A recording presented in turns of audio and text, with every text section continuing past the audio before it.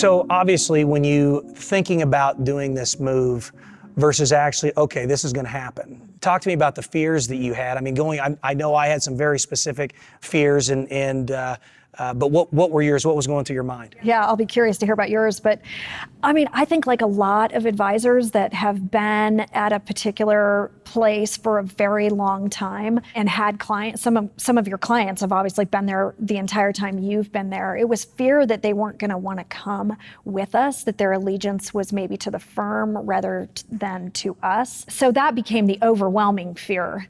I was more concerned about what clients were going to think about why we were going independent, and were their assets going to be safe?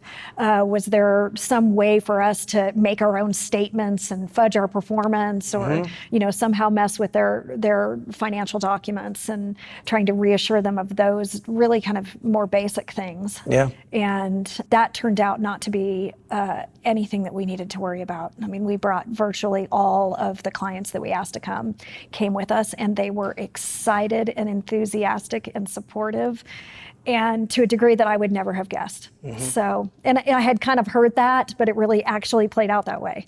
So, and what about you? What were you afraid of? I mean, the number one thing on everybody's mind is going to be, are my clients going to come with me? Without clients, we don't have a business. We don't have a career, right? So that's the number one concern. But it became very obvious, right? You resign, you're making the phone calls through the evening hour, and the response, as you mentioned, is was just incredible. It was, we develop respect and trust with a client over a long period of time, maybe even a decade plus, and those bonds don't get broken just because you decide to leave one firm. And certainly if you're starting your own, it's almost a lot of my clients, I think a few of them said, well, it's about time. Yeah. Right. I think that was a very common response.